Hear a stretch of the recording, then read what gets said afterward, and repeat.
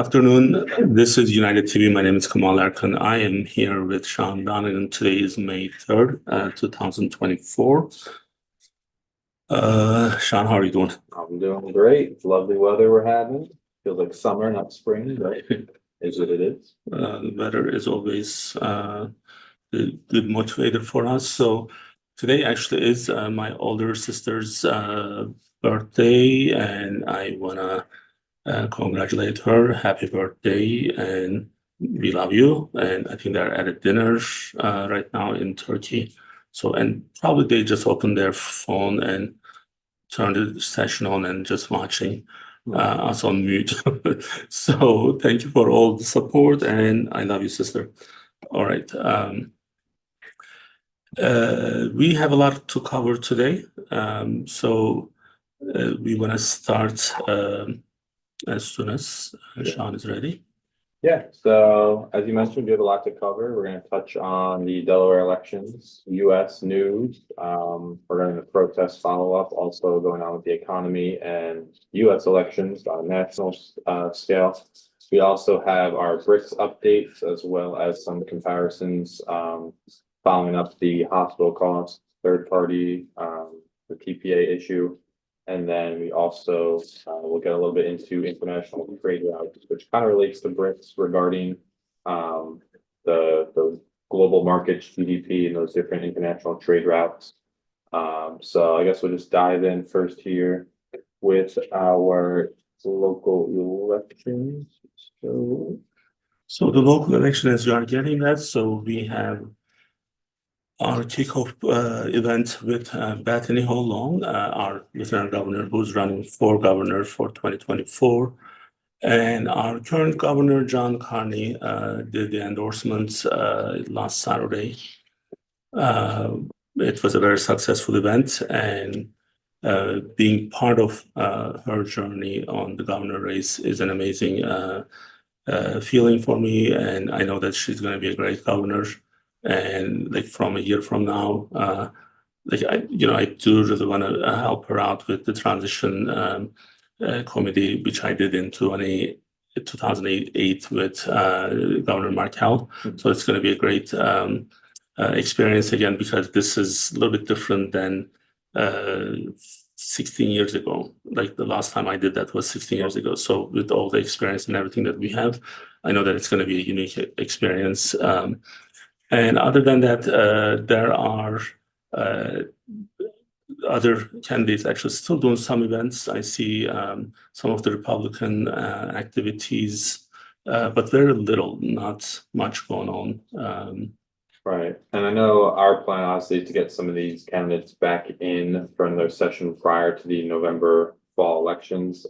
During that process, I'm sure that some people will have dropped out for their respective races. So like, for example, Colleen Davis, we know already withdrew her bid for her position. So it might be not everyone coming back, not everyone's still in their race, but definitely want to have those who are in the running for their positions back at some point. So it is, like I said, it's May now, so we'll have, hopefully over the summer, June, July. That way it gives them enough time. We don't want to have them right before the election. We know they'll be busy with their campaigns, hopefully, if they're taking it seriously. Well, remember, the chief for Delaware for this election is the primaries. It's not the actual election in November. So why it's primaries is because right now, even though, I know she's going to win, hopefully, I can't say 100%. So there's always that wild card last minute, right? So some positions probably are more comfortable. Like I think for the senator race, Lisa is not going to have any difficulties. Sarah is not going to have any difficulties for Congress. But I think the governor race is the key, and I know people are going to follow the experience and knowledge that she has. Having the right background at the right timing is the most important thing.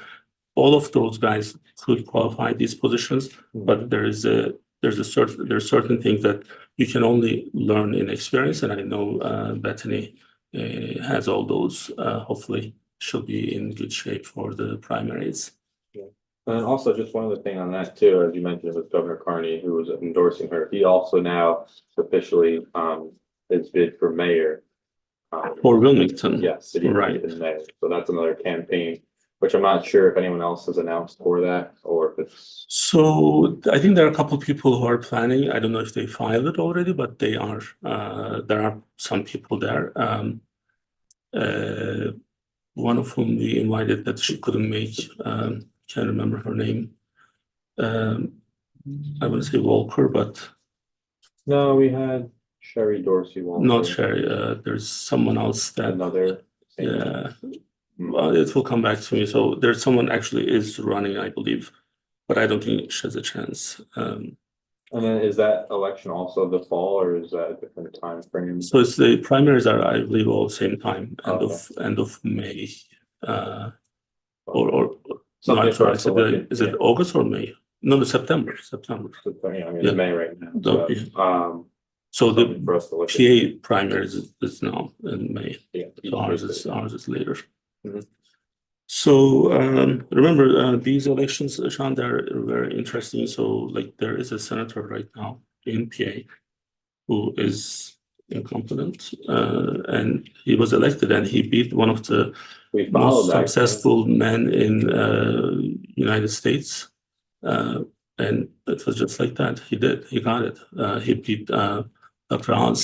Mhm. And the guy is, I mean, he's there still. There. He doesn't know what he's doing, but he's Mhm. still elected. So Yeah. that's why you can't really just be too confident. Yeah. So the things can change. Everyone has a shot, it looks like. Mhm. So with these campaigns and elections, obviously there's various topics that are discussed and what the people have their certain viewpoints on, who they're representing, and we cover these topics, whether it's healthcare, financial, economic, education, job availability. So with the healthcare one, it kind of ties a little bit to what we were talking about last week and some of the other previous sessions we've had, even with Governor Carney and the other guests who've joined us, is this TPA issue regarding the healthcare billing, the third party. So we do have two slides here prepped, and if you just want to talk on this a little bit before we dive into our. So the healthcare is very complicated, and I believe the way that we have these topics, we try to kind of help everyone to understand. Some of these things are not as easy to really understand unless you are in the business of healthcare. Mhm. And last week we explained what TPA is and how their role is, which TPA is a simple, like what we call commonly in public, it's an insurance company, and we don't know it's an insurance company until we are in this business. Now, today there is a different part of the TPA that I wanted to actually kind of explain. So because we have value-based agreements in place and the way that providers are responsible for the cost of healthcare, and like, for example, if for Medicare, let's use Medicare since it's a public one as an example. So Medicare is telling us in program year 2023, we are gonna, do the financial analysis and then pay you anything that you are able to save for them, for Medicare. Let's say if 100 million total expenditure, we were able to reduce that expense to 92 million, that's 8 million. So that 8 million would be shared with the providers and Medicare. That's what's called shared savings. And most of value-based agreements are similar in these types of shared saving agreements. So the problem is we also have our core business of medical billing, revenue cycle management. And as you know, like on a daily basis, I'm involved with our surgery centers. And the other day, one of our client managers, Al, came to me and then said, "Oh, there's a take back for two of the surgeries." And then I look at the time, the date of services and the payments, that's more than 2 years ago. Mhm. Yeah, I think the slide right here is also a visual too, just so people can follow the story as you're explaining. Yeah. So the thing with this is, I wonder what happens when these takebacks are given back to the insurances, because what they do, Sean, they offset this number, this dollar amount, instead of us writing them a check and saying that this is for this employer, this is for that employer, or this is for the insured population, they are just offsetting this from any random patients.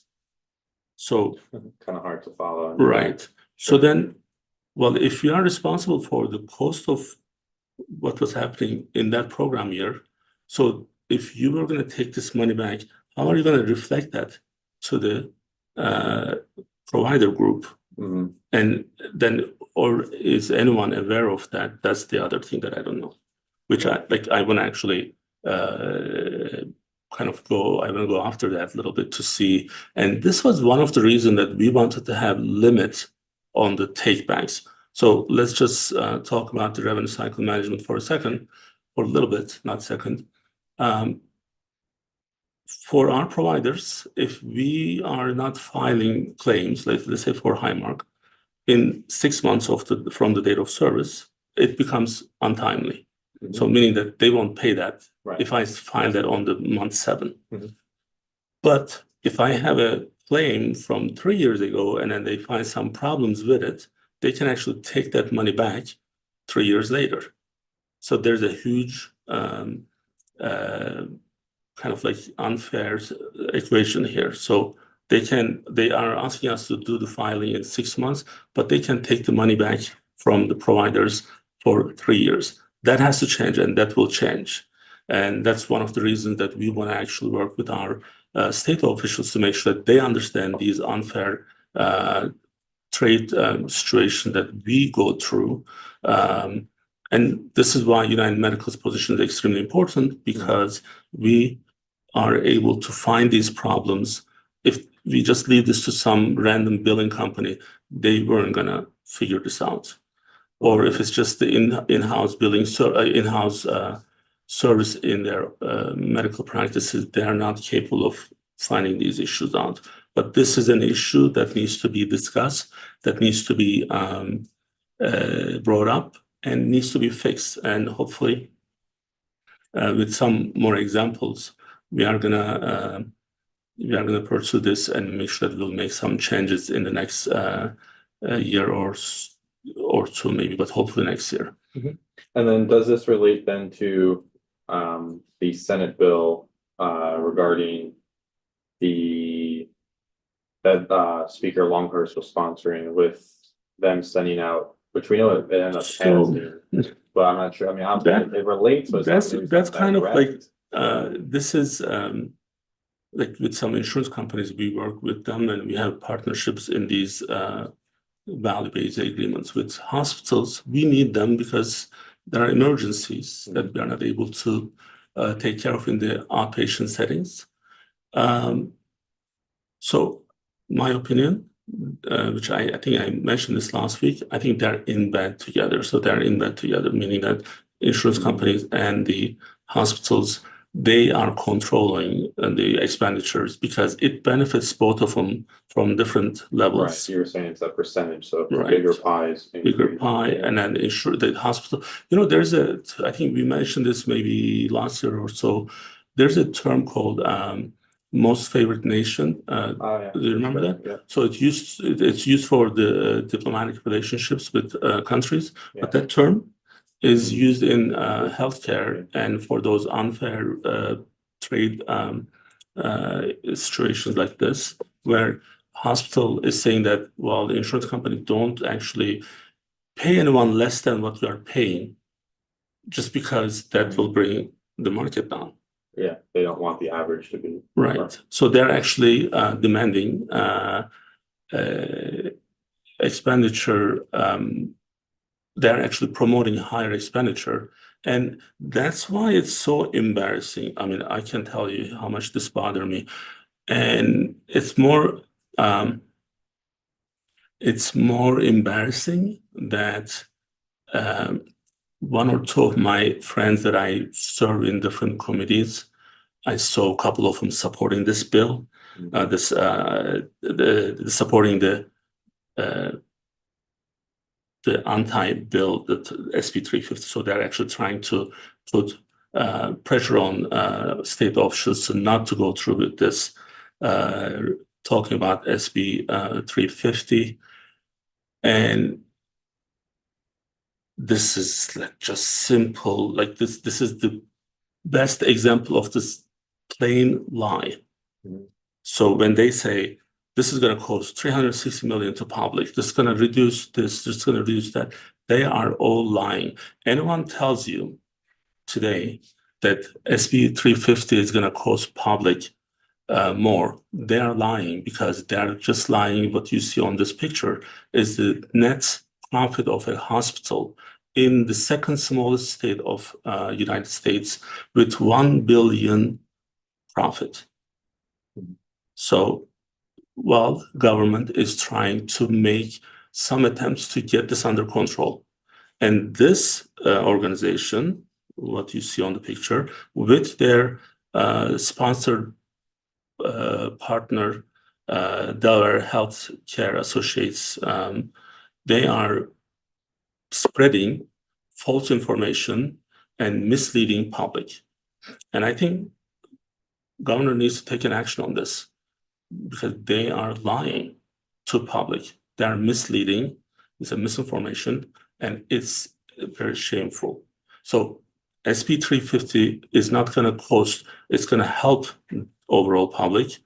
But we have our reservations regarding how it's going to be implemented and how we are going to choose these members who are qualified for these financial reports to be analyzed. So that's a different problem. But this, what you see on the picture now, if you see this and then the hospital system is saying that this is what's going to happen to you, so call your senator, they are just lying. Do not trust them. So, but apparently it's legal to do this. That's called lobbying. Mhm. So this company, the Delaware Health Associates, it's a lobbying for hospital systems. Does not include ambulatory facilities, just Right. hospitals. So you look into that before you. This is the only partnership that you see in between hospitals when it's going to hurt them altogether. Right. So. So that's kind of the wrap up update on some of the local news and kind of what's going on in our Delaware area. Next topic we're going to shift into is regarding the B.R.I.C.S. So we will have our B.R.I.C.S video up here playing. As you know, last week we touched on more of a general recap, kind of overgoing what is, right here, the original members, what the goal is, what it means in terms of the global trade with which currency is being utilized. So whether it's shifting from the US dollar as the standard to an alternative currency. I think we'll have to just double check, but I think they recently were announcing which currency they were going to use as their standard. Great point. Yeah, so I think they they're have going that new currency. it's almost like a remind me of crypto, Right. but I guess because you're not going to pick one country over the other, else that would almost So deter them. with B.R.I.C.S, I think this is going to change the future. We believe that. I mean, I personally believe that, and it's not going to change it good in a good way for the United States. So that's why maybe we are all more concerned. With B.R.I.C.S, what we are going to see is certain advantages that we have. Let's remember this is a paper, right? So this is United Medical Coin, let's say. Mhm. So if I give you this and if I put $100 on it, and then if I tell you that this is worth $100, right now I don't have to support this with anything. I don't have to back this with anything. Like in the old days, there has to be gold equivalent of this in the bank, in the reserve. So now you don't have that. Mhm.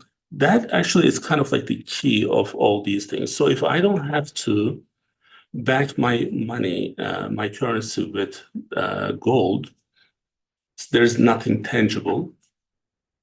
What us, the United States, we were able to do is use this with our economic and political stability, growth, and the size of our GDP. So we became like the default currency. Mhm. So everyone else has to use this, even though I'm not backing this up. Yeah. So now we did actually not maybe make some smart decisions in terms of how we are using this leverage around the world. And now there is this other camp who's actually coming up with their own currency. And this will have an impact on our economy. And maybe a lot of efforts that we see in terms of, you remember, like we had to just find this world conflict Global conflict track. global conflict tracker. Now, why is because we knew something was happening. So something in the last 3-4 years is happening, and this is affecting all of us. And then we don't understand why we have to support Ukraine there. We have to do that here, and now we have to support Israel. Then we have to go to Thailand. So all these things have reasons because if they are stable, we are not going to be in good shape. So they have to be not stable. So is it fair? Probably not. Yeah. But that's what it is, and that's why we are seeing some efforts here. Now, B.R.I.C.S, since we mentioned this last week, we are actually populating our own database to make better analysis. And we know that it's not about just the GDP, it's about the oil production, it's about natural gas production, it's about population itself. And all that is going to make a difference in terms of how much B.R.I.C.S can get more momentum to make an impact in the world trade balance. So I personally am worried about the outcome for here for the United States.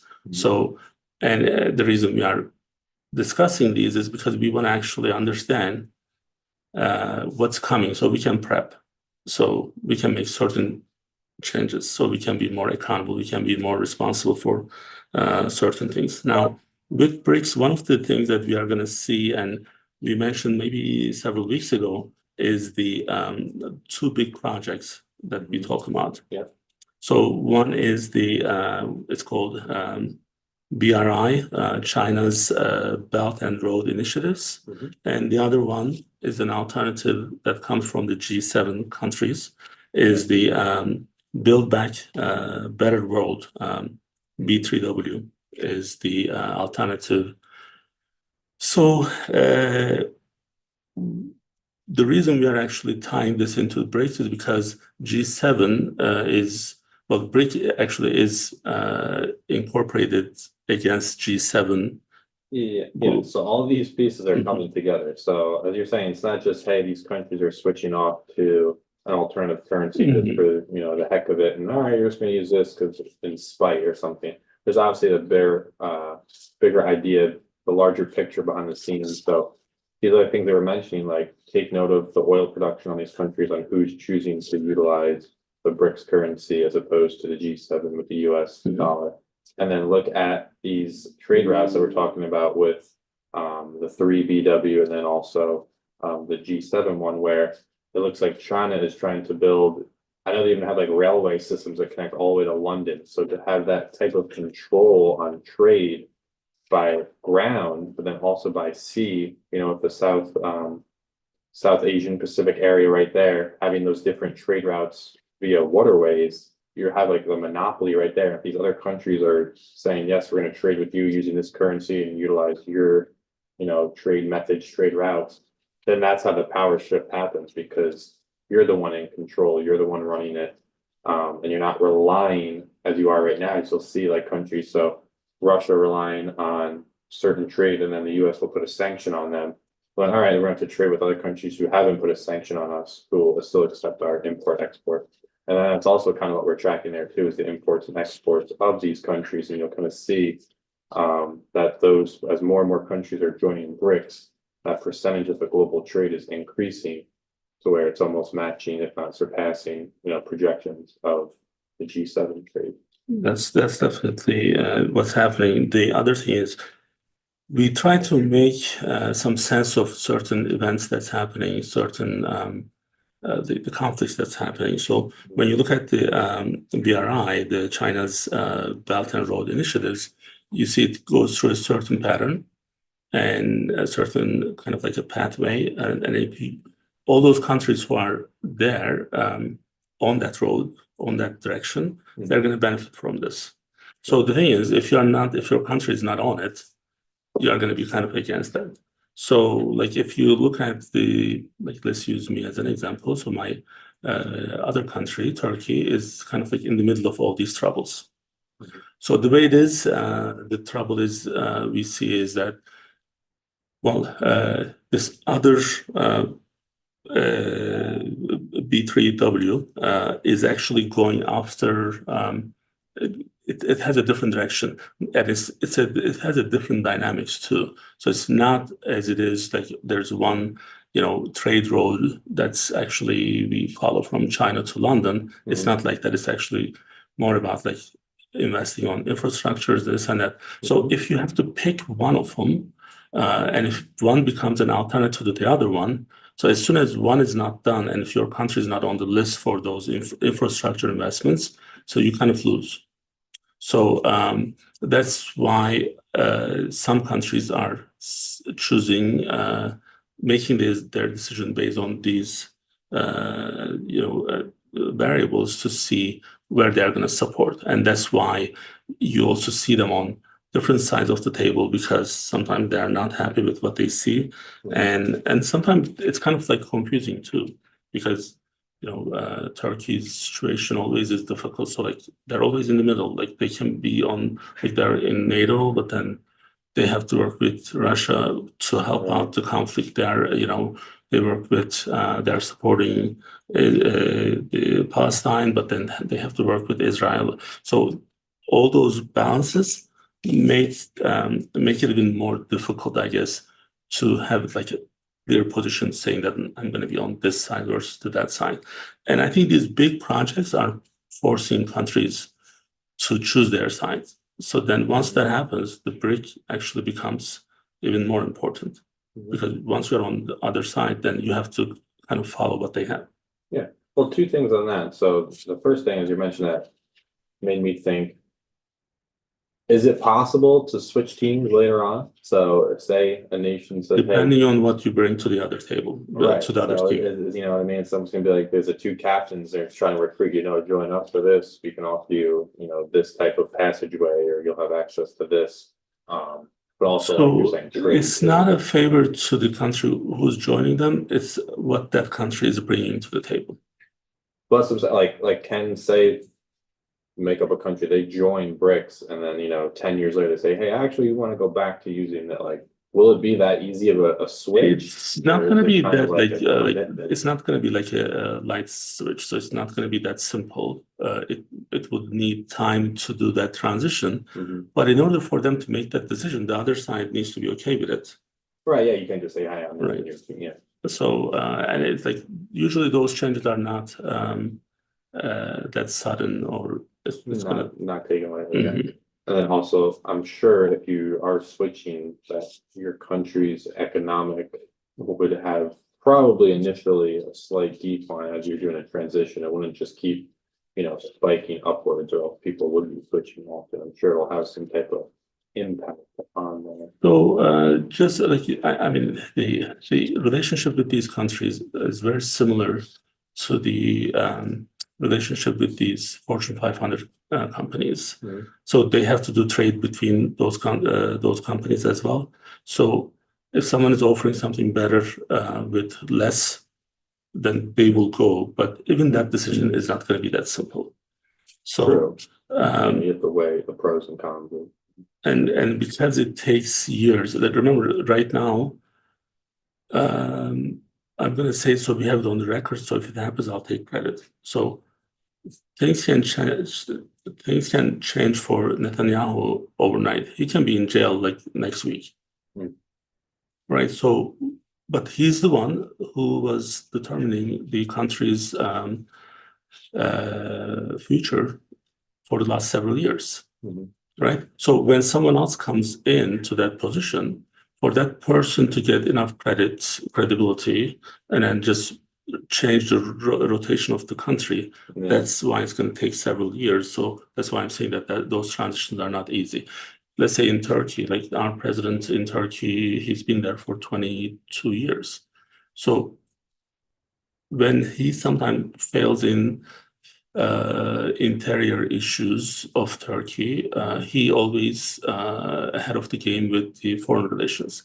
Where is that coming from? Is stability and the relationship that he built with other countries at the personal level. So there's an intangible value. So you can't really offset that. You cannot write that off because when he has this relationship with Putin or with the German president or the other people, the new person is not going to have that much credit from the get-go. So then, in order for them to change that direction of that country, that's going to take time. So because that requires like the settled power in those countries where economically and politically they can actually support that. And it seems like countries who eventually do have some type of shift in the power where it's any type of even just not like a revolution, but hey, like we're not happy with how things are, so we want to, switch it up, try, elect someone from the other party, like whatever it happens to be. That's maybe why we're always seeing this like natural competition of, hey, we're going to end up joining BRICS because that might help benefit our country because by, maybe by using the G7, our country is not doing as well as it could be. So that's why we're going to try to take some sort of like some type of action to try to improve, right? Like no country is going to say, hey, status quo for the next 100 years, everything. It can't be. So it's not going to be natural, right? So because even with the global currency, until mid-50s, United Kingdom was in charge of that. So we were actually like it was more about British pound than it was the US dollar. So that was only 50 years ago it changed, right? So those changes, the 100 years and do nothing, that's not an option. So you have to kind of keep doing what you are doing so then you are able to get the raw materials, the supplies and less expensively. That's the other thing. Like right now, like just think about it. US can easily destroy China, not in a war, but just stop doing any trades. Because if you're not buying that, who's buying it? So do you think they can be that independent from us with their decisions? No, because we are their biggest customers. Doesn't that sound similar with the hospital and the insurance companies' relationship with the TPA business? So on one hand, they're actually kind of like competing because they want to pay them less. On the other hand, TPA sees the hospital as their client. Right. So you or their that compromise. right. So then you're trying to take a push and pull or take a tug of war. So the Chinese president was here a couple of months ago in California saying that they want to work with us even more. So they will do more trade. Why is that? Because they have to. So, but of course, if we don't really make responsible decisions on the financial side, things can turn into a disaster. So right now, like being at 34.4 trillion.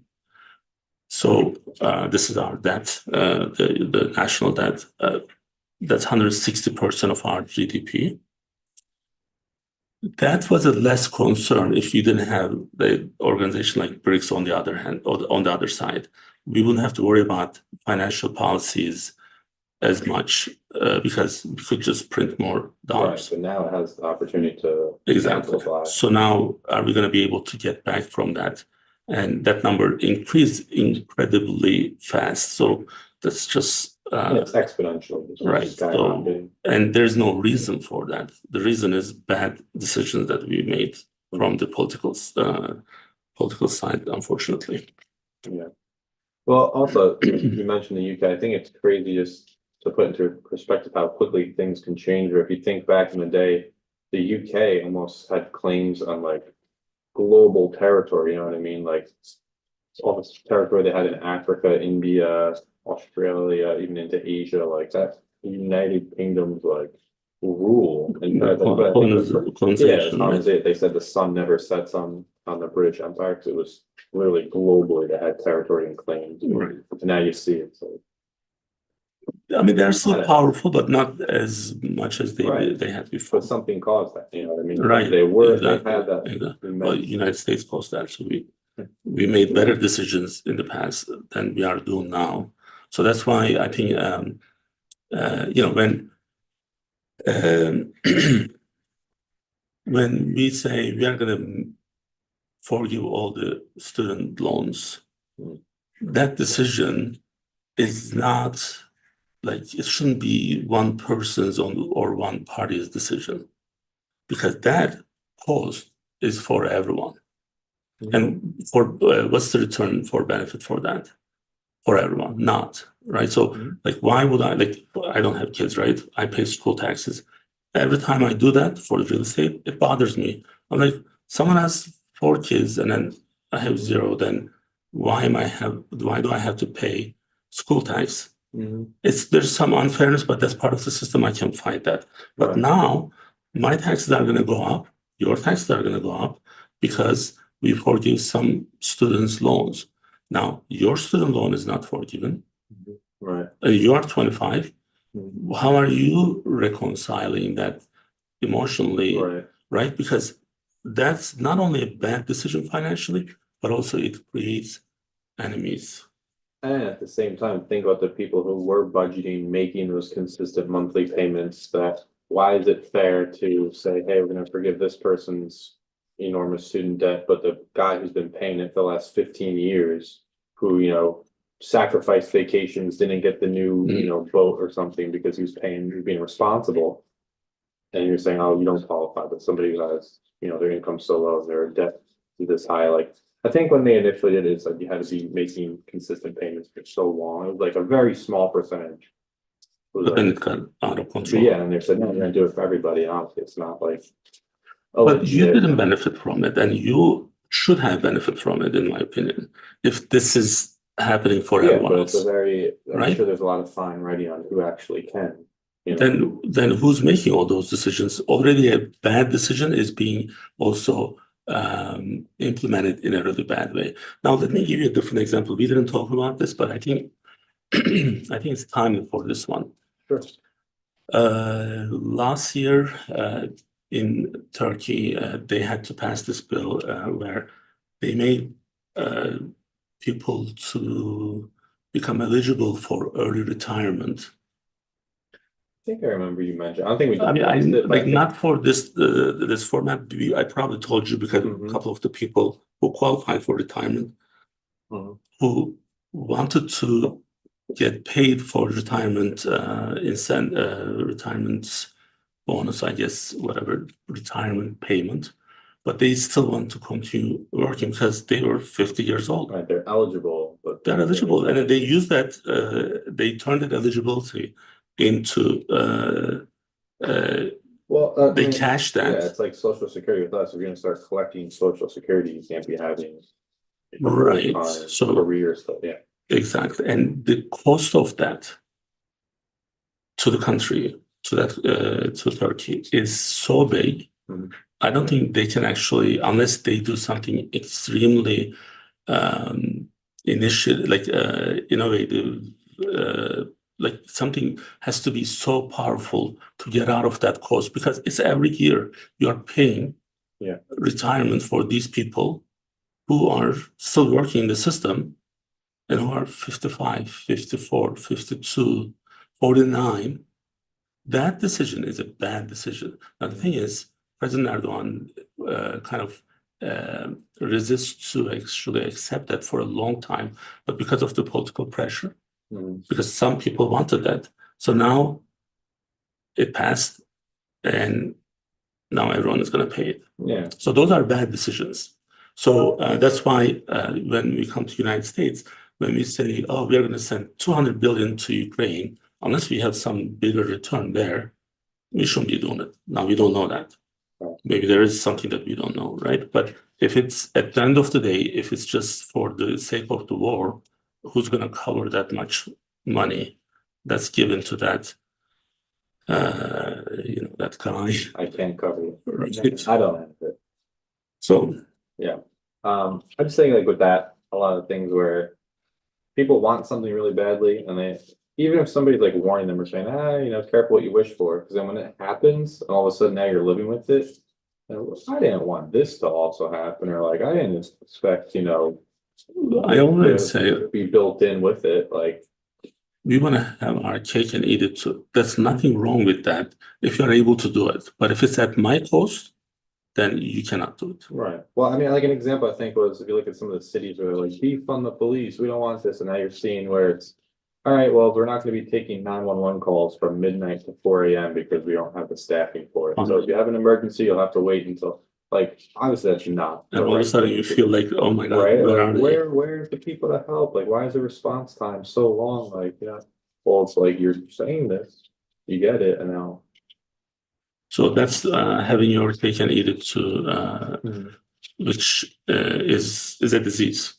I don't know if there's an ICD-10 for it, but it's a disease. Right. I mean, and the thing with a lot of these lessons is that you kind of have to live the experience to kind of learn from it. Because just hearing, or seeing numbers on paper, it's like until you're actually experiencing the moment, you won't maybe get that realization of like the real consequences associated with it. Well, time will show.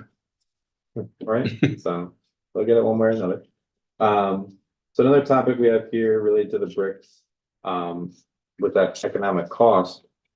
We mentioned this a little bit, but I don't think we went into the detail of the automotive prices. So explaining the cost of, say, some particular good in the US and we're trading on the US dollar versus, I know like it's a luxury tax in another country, what that ultimate cost ends up being just based on the location of where it's produced, the exporting taxes. So the cost of the actual cost versus the cost with taxes, right? So because all these irresponsible financial decisions will have an impact in the long run, and some countries not just because they made bad decisions, but just because of their size and their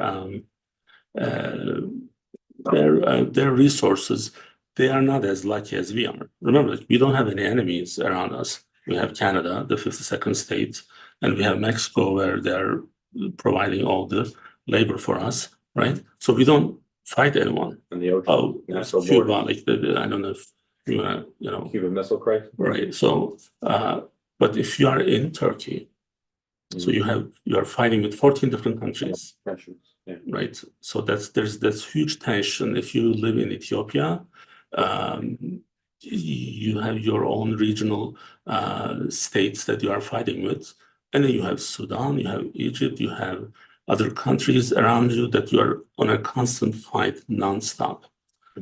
That's extremely costly. So now the example that we have, which we were going to use at Volkswagen, what happened there? So we had a couple. We just missed the range. So what we say is that in Turkey right now, in order for someone to drive a BMW 3 Series, they have to pay 2.5 times more than what we pay here. And that is not because the BMW factory is charging more to Turkey. No, that's the same. The Turkey has to charge luxury tax to its own people to say that, well, if you are affording this much luxury, you should be paying X because the rest of the people are not able to do it. Yeah, so here's like the Mercedes. So in the US, it's 118, but in Turkey, 436. So this is a S-Series. It's 118,000. Now, the thing is, what some people don't understand is 118,000. How many people are able to afford that here? Right? It's not like just because some people in Turkey, they will see that and they're like, oh, if I do that, I will be able to, just buy that. No, that's not the case. It's still expensive for here. Is that the case? Yeah, right. Your average car price is much lower. So, but it cost, that we messed the picture, so it cost almost 3.5 times more. Yeah, it was about 430 something. Right. It's, let's say 3 times, 4 times. 3.5 times more in Turkey, and that goes to the government to support the resource issue and some of the bad decisions. Like if you want the early retirement, some people are going to pay more taxes. So this is always give and take. It's not like we don't, like I want to eat all day long. Like I didn't have any, and I didn't eat anything today, right? Let's just talk openly. And Anna, who's right here in front of the office, always criticize me for the food selection. But I actually, in fact, I don't eat anything until 1:32. Today it's 2:47, and I didn't eat anything since last night, so it's been almost 17 hours. Why? Is because I want to make sure that one, I don't gain more weight. Two, I want to lose some weight. And three, if I don't do it, I'm going to gain weight, and I'm not going to be happy. So what we want, and people want, and the countries want, we want to just eat all day long ice cream, this, that, nonstop, but still be in perfect shape. I don't know anyone who's doing that. There are some TV stars doing it. They're on coke, and then they die by the time they're 40, 45. So now there is no perfect world like that, right? That's kind of maybe heaven, but in order to get to the heaven, you have to give up so many things here. So that's not also for free. So that's what we want people to kind of understand what may be coming to our way. That if we support some of these bad decisions, we are going to end up paying for it. That's simple. So student loans, we are going to pay. The Ukraine, it's going to come back to us with taxes. If we don't get anything from Russia on the back office deals, like maybe they will give us something. Who knows? But that's what the situation is now. Okay, and then so people are upset with what's happening with the protests. So this is kind of a follow-up to last week.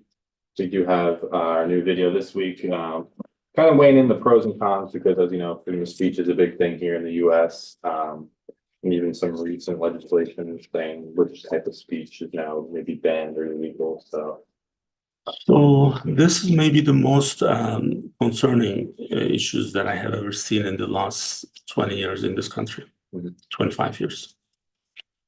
So at least since I got here, this is the first time I really feel I'm worried about this much, because it can break into something really big. So last week, it sounded like we almost had some maybe, which we can, but if we had a disagreement or something, but we didn't. My point was, I was trying to explain when certain things are not addressed, there are consequences that comes with it. So demonstrations, how do we actually, what are the, what's our, take on demonstrations, right? So if you look at it, you kind of see this as like the freedom of expression. Fine. So you go there and then you start yelling at someone. You have like the it's like the pancards or like the posters, and you just say that, I hate this, I hate that. Requires political participation, and that people can actually engage in a way. There's some accountability, so then if people are able to voice out their opinion in different ways, you don't have to wait maybe until the next election. And unity and solidarity, you can actually have people who are with the same purpose can get together and do something without maybe having any types of other agreements. So it's just like because you feel this way. But on the other hand of this becomes a huge disruption for the system, for people, for everyone. So, and it always goes out of control. There's no exceptions. There's no peaceful protest. That's for like 3 days, and then 4th day everyone goes home, and then no one is. All right, guys, pack it up. So the violence and conflict, the polarization, misinformation, these are all issues, and also there are legal concerns. Now we see these, and I told you last week, I went to one of very politically involved colleges in Turkey, where you have to, like, even the person who was working in the cafeteria was like undercover police. So it was that kind of a setup in Turkey for our college, or we thought that he was. So then you have to be always careful. So rumors going around the right, like there were at least 6, 7 of them that we knew they were actually undercover. And the reason was because they were always worried that some protest that's is going to start and it's going to go out of control. Now we see that in these colleges. Now, I always say we have to go to the root of the problem. Why it's happening in our country here, but it's not happening in Turkey. There was a dumbass friend of mine, kind of like a friend of mine, who's a journalist. I told you, he's like, oh, like people in U.S. The colleges, they are protesting, but our people here, they're not protesting. I'm like, dumbass, they're protesting the government, our government here. Our decisions, our government's decisions, and how we are supporting Israel. Well, Turkey is not supporting Israel, so you can expect the person in colleges in Turkey to support or protest against their own government because they're not actually being part of that crime, right, in a way.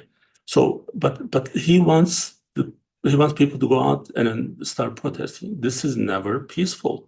And also, if you are there and you are not protesting, then how are you going to get what you need while you are there if you are a student who's not part of all those, right? So there has to be a better way. These are all smart kids.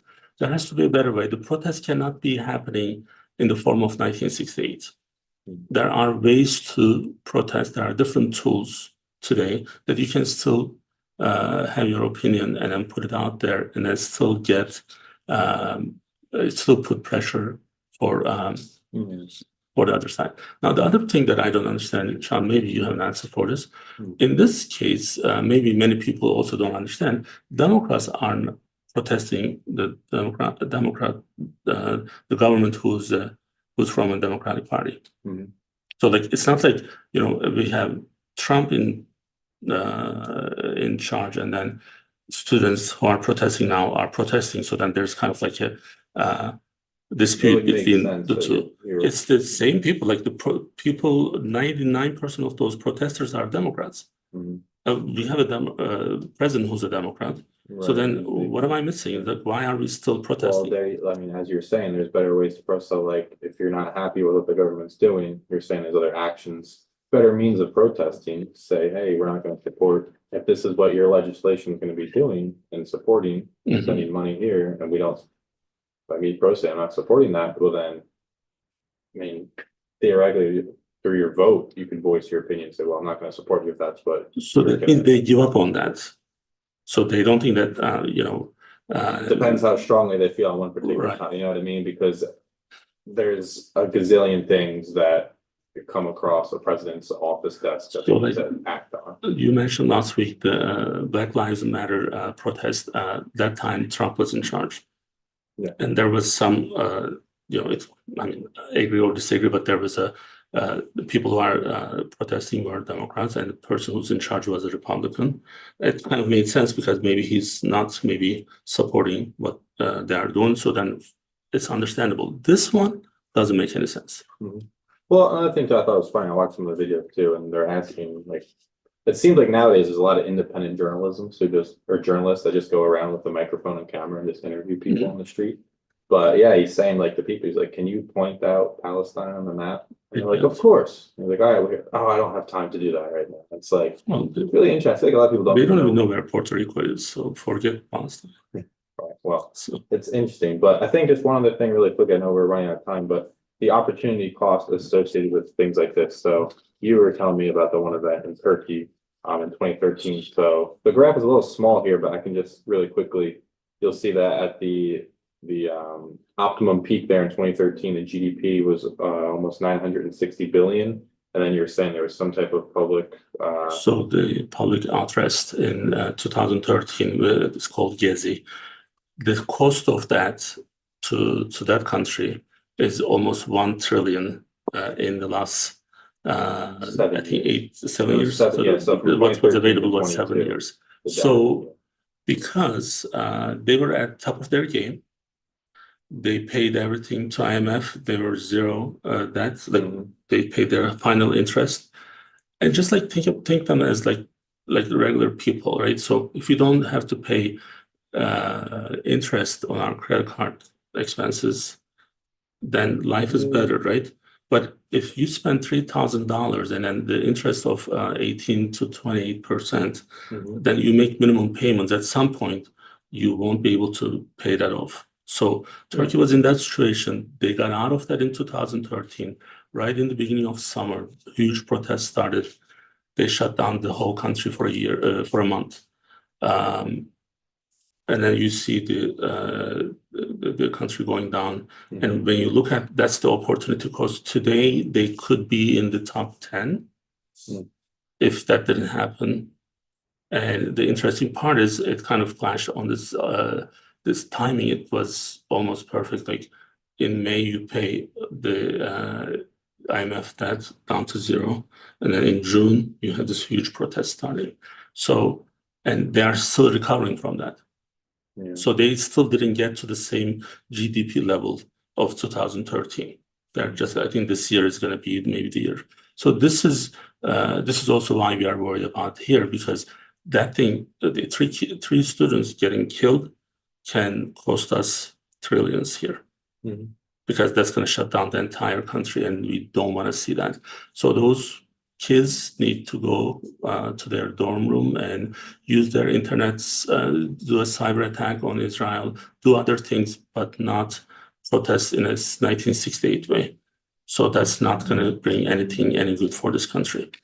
So, and then there are examples like Turkey, who deals with this issue so many times in their past. So we try to cover a lot of things. We have Bariatric Friday in a couple of minutes. So we'll be back next week. Next week, yes. All right. Well, thank you everyone for watching us, and we'll see you soon.